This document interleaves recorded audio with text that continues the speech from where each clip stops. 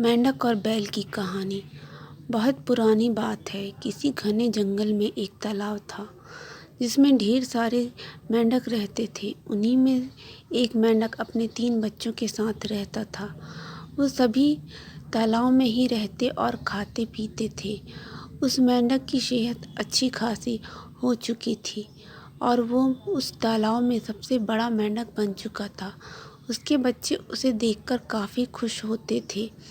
उसके बच्चों को लगता था कि उनके पिता ही दुनिया में सबसे बड़े और बलवान हैं। मेंढक भी अपने बच्चों को अपने बारे में झूठी कहानियाँ सुनाता और उनके सामने शक्तिशाली होने का दिखावा करता। उस मेंढक को अपने शारीरिक कद-काठी पर बहुत घमंड था। ऐसे ही दिन बीतते गए। एक दिन मेंढक के बच्चे खेलते खेलते तालाब से बाहर चले गए। वो पास के एक गांव पहुंचे। वहां उन्होंने एक बैल को देखा और उसे देखते ही उनकी आंखें खुली की खुली रह गईं। उन्होंने कभी इतना बड़ा जानवर नहीं देखा था। वो बैल को देखकर डर गए और बहुत ज़्यादा हैरान हो गए। वो बैल को देखे जा रहे थे और बैल मज़े से घास खा रहा था। घास खाते खाते बैल ने जोर से हुंकार लगाई। बस फिर क्या था, मेंढक के तीनों बच्चे डर के मारे भागकर तालाब में अपने पिता के पास आ गए।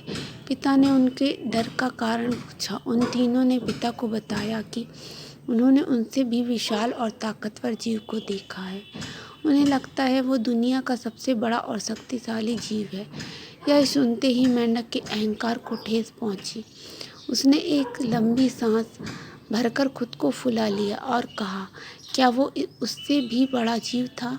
उसके बच्चों ने कहा, हाँ, वो तो आपसे भी बड़ा जीव था। मेंढक को गुस्सा आ गया। उसने और ज़्यादा सांस भरकर खुद को फुलाया और पूछा, क्या अब भी वो जीव बड़ा था? बच्चों ने कहा, ये तो कुछ भी नहीं, वो आपसे कई गुना बड़ा था। मेंढक से यह सुना नहीं गया। वह सांस फुला कर खुद को गुब्बारे की तरह फुलाता चला गया। फिर एक वक्त आया जब उसका शरीर पूरी तरह फूल गया और वो फट गया और अहंकार के चक्कर में अपनी जान से हाथ धो बैठा।